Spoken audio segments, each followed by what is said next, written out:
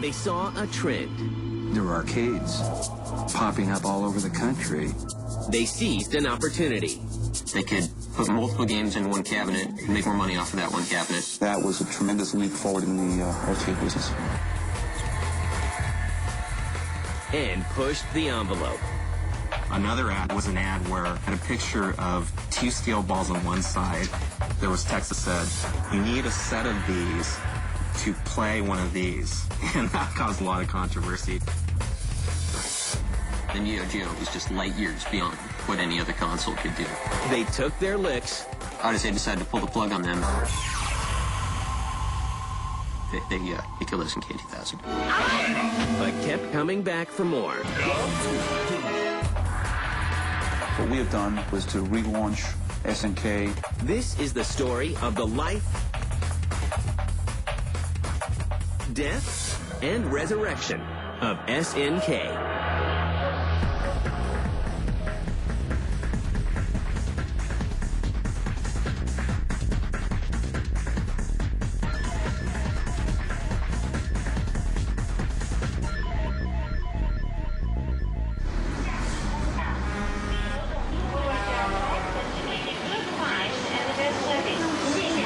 It begins in Japan at a time when arcades rule and every gamer has a quarter in his pocket.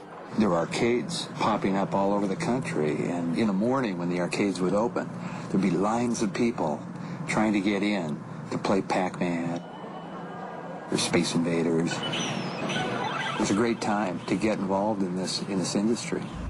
A man named Eikichi Kawasaki forms a new company called SNK. The company was actually founded, I believe, in 1978. SNK stands for Shin Nihon Kikaku. Shin is new, Nihon, of course, is Japan, and Kikaku, project.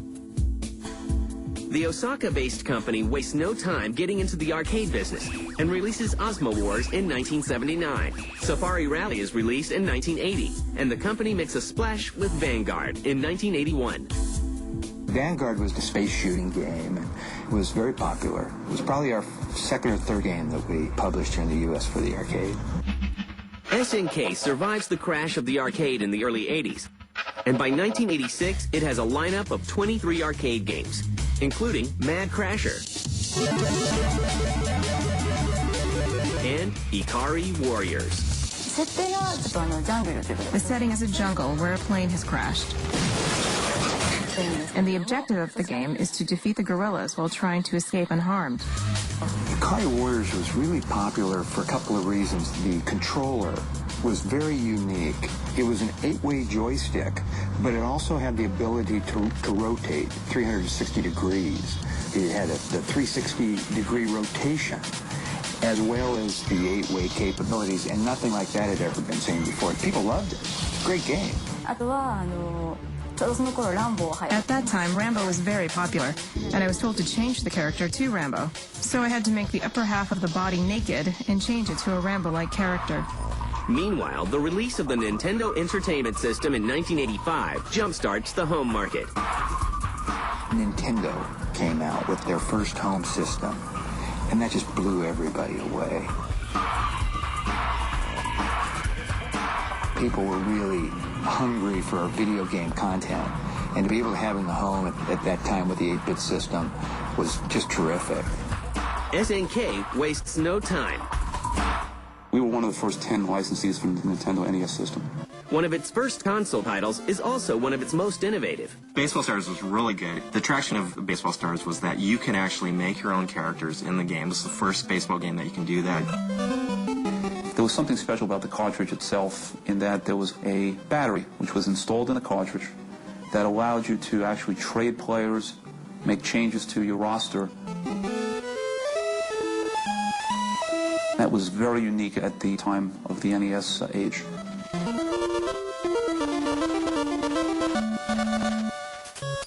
Arcade hits such as Ikari Warriors are also ported to the NES, and to help gamers make it through the game, a secret code is included. Ikari Warriors was a long game. There was a lot of content, a lot of levels to get through. If you were 2/3 of the way through the game, you lost your life. In the Japanese version, you went back to the very beginning. We asked if we could simply die at that spot and then recycle to that same location and pick up at the same place. So with a code, you could do just that. ABBA, that was one of the first sort of really cheesy continue codes. In fact, some people would argue the only way you could complete the game was by hitting ABBA to jump back in with another set of credits when you died. For the next 3 years, SNK continues making games such as Ikari Warriors 2 and Crystallis. But the next generation of game consoles is just around the corner, and with some help from SNK, the line between home systems and arcades will be blurred forever.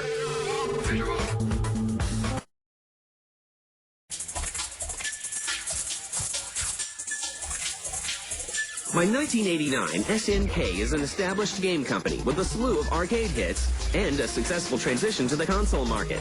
But their next project isn't just a new game, it's a whole new approach to arcade machines called the Neo-Geo Multi-Video System.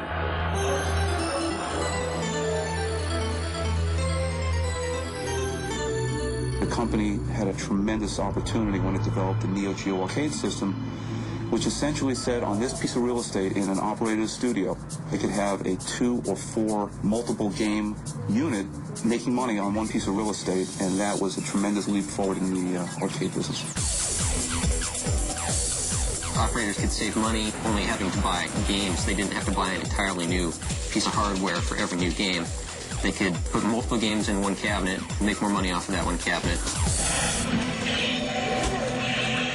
Even as the era of 16-bit console emerges, SNK has something much more powerful in mind.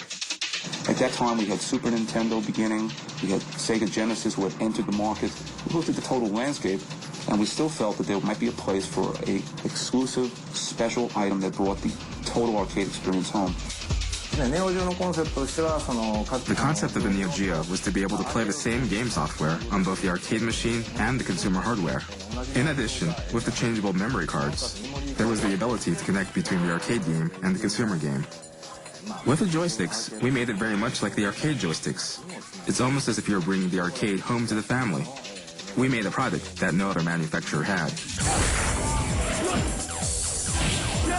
SNK releases the Neo-Geo Advanced Entertainment System in 1991. The powerful new console has a price tag of $599, $400 more than current offerings from Nintendo and Sega. The Neo-Geo home system was an incredible system. Other companies, Sega, Nintendo, NEC, they had systems that were obviously made for the consumer market. SNK just went the other route. They just made an arcade system. It's got the same chips, the same insides, the same graphics, the same sounds that you would see in the arcade version. It wasn't mass market, and we weren't going to try to make it mass market. We never looked at it as, let's get a 50% market share and beat Nintendo. We just said, let's bring the arcade game home. SNK, I think, believed that they could sell a premium product at a premium price and make money doing that because, at the time, the Neo Geo was just light years beyond what any other console could do. It was a truly arcade-perfect experience in the home. There's absolutely no difference. But the downside was it had the price tag to boot. To market the AES, SNK starts an aggressive advertising campaign and goes after the competition. Neo Geo was a very expensive system. It was $600 for the machine. It's $250 for the cartridges. It was obviously too high for anybody to afford. Kent Russell, who was the VP of marketing at the time, knew that, straightforward marketing just wasn't going to work. So what he did is he came up with a very controversial ad campaign and just went after everybody. Some of our advertising back then got criticized, or at least it was definitely, provocative for its time. And one of his first ads, which is pretty famous, or infamous even, is the weenie ad where he calls everybody a weenie if they played the Super Nintendo or the Sega or anything. He said, why play with those limp systems? Be a hot dog like the Neo Geo. Because we knew our engine was stronger. It was the most powerful engine available, and we wanted to advertise that. So the advertising really was, do you want a weak system or do you want the strongest? It was bigger, better, like the big dog. Another ad later was an ad where he had a picture of 2 steel balls on one side, and on top of the steel balls, there was text that said, you need a set of these to play one of these, and that caused a lot of controversy, and that's what he wanted to do. So he wasn't necessarily considered very classy, but he got done what he wanted to do. With their powerful new system out in stores and in arcades, SNK leaves their fate in the hands of gamers.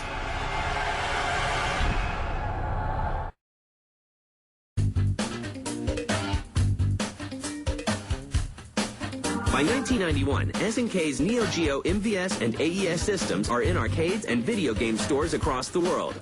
SNK is banking on the idea of bringing the arcade experience home with its roster of games. The earliest games were a mix of sports and action titles. Baseball Stars was actually quite a cult hit as a baseball game. Then later on, you had a lot of fairly mediocre side-scrolling shooters and action games. Ninja Combat. Cyberlit. Magician Lord, that was a good side-scrolling action platformer. Luckily for SNK, the coin-op business experiences a rebirth, thanks to the success of Capcom's Street Fighter II. Street Fighter II came in the early 90s and defined the 2D fighting genre, and you saw a lot of other publishers and developers sort of hopping on board. SNK became, certainly the most successful company to follow in their footsteps. The first game was Fatal Fury. It was the first kind of one-on-one fighting game that we had for the Neo Geo. It had very good success.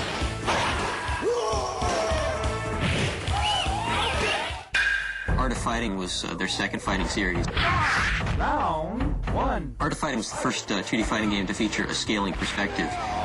The camera, such as it was, would move back and forth to accommodate either close-ups on really, really huge character sprites or a view of a really big background. Samurai Showdown came out, and that was really the game that just took over everything. It put SNK on the map.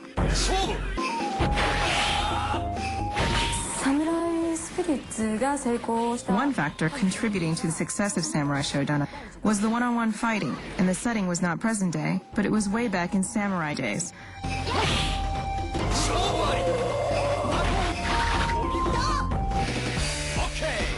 King of Fighters was a great idea. It took all of SNK's intellectual properties, like from SNK's past, and put them all into one game. And it also created a new fighting system where you would pick 3 characters and you would fight them each separately on a team, and one after another until each of them died off, and then whoever would have the last guy standing would be the winner.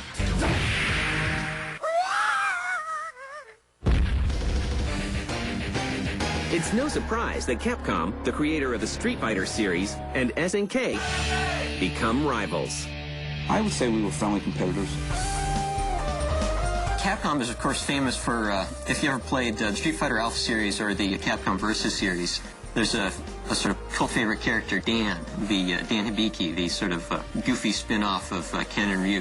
He was created as a sort of joke or rib by Capcom on the fact that SNK had, essentially sort of knocked off Street Fighter II to create its first fighting games. We had so many good games coming out that were really trying to take over the throne from Capcom. And the big joke, of course, is that Dan is the absolute weakest, crummiest character in the game. He's totally useless. And the funny thing about Dan is that he created his own sort of cult among Capcom fans who got a kick out of playing the weakest character in the game and, proving that, I'm good enough to beat you even with the lousiest character in this game. While its rivalry with Capcom boils over in arcades, SNK looks to revamp the Neo-Geo AES to improve lagging sales. The Neo-Geo CD was developed 2 years after the AES system had been brought home. AES system was wonderful, even though it was expensive. The cartridges, which were basically $200 and then $250 costs, it was restricted. The Neo-Geo CD was an attempt to solve the Achilles heel of the Neo-Geo, which is the fact that the games cost, $300-odd. The Neo-Geo CD was a CD-based version of the Neo-Geo AES. The problem with the CD was it was slow. It used single-speed CD-ROM drive, even slower than the double-speed drives in your PlayStation and Saturn. The games were afflicted with pretty much the worst load times in the history of gaming. Despite promising sales in Japan, where 25,000 units are sold in its first day in stores, the Neo-Geo CD is a disaster in the U.S. The CD was a nobly intentioned abject failure. In 1997, SNK releases the Hyper Neo-Geo 64 Advanced Arcade unit, but the system fails. SNK's dwindling profits are now coming solely from arcade games such as Metal Slug and The King of Fighters. In a bold bid to reclaim their losses, SNK will take on the king of the handheld market.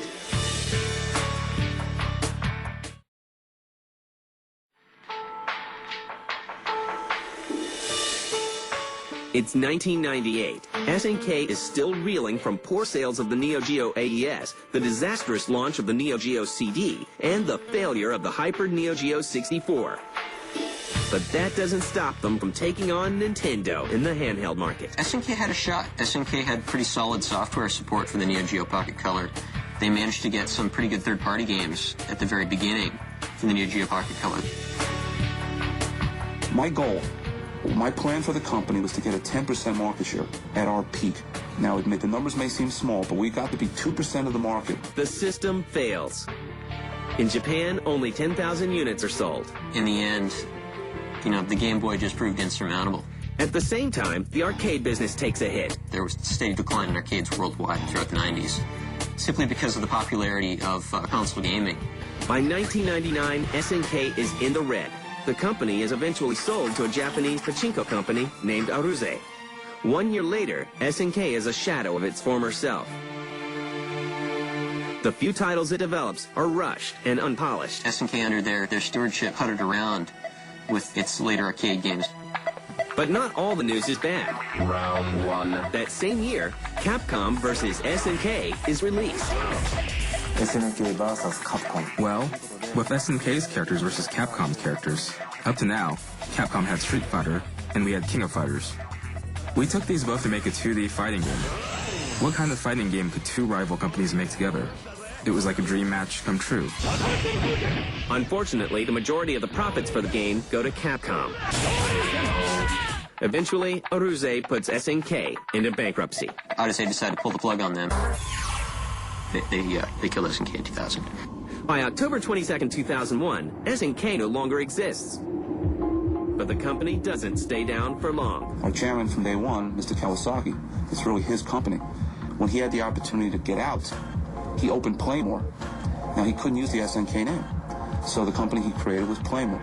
Unfortunately, the former SNK went into bankruptcy in October 2001. But we were lucky that SNK Playmore could obtain the IPs for the original SNK properties. So today, here we are. They purchased the IP properties of the former SNK. So what they did about 2 years later was to rename the company SNK Playmore. So essentially, they created a new SNK. And its legendary family of games lives on.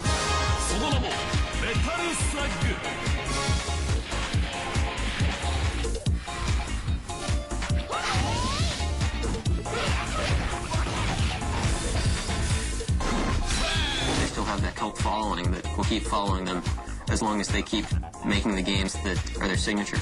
In the future, of course, we aim to have new platforms for the King of Fighter projects.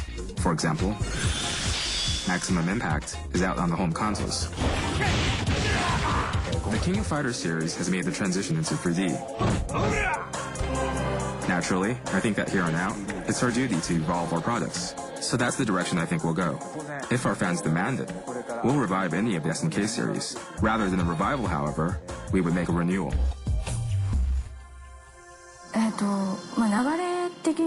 We wanted to see how King of Fighters would look in 3D, and that was the start of it. It wasn't that the market was demanding that we change to 3D or anything like that. And for the most part, when we're making 3D visuals, it's better suited for the consumer market rather than the arcades. So we made it specifically for Maximum Impact on PS2.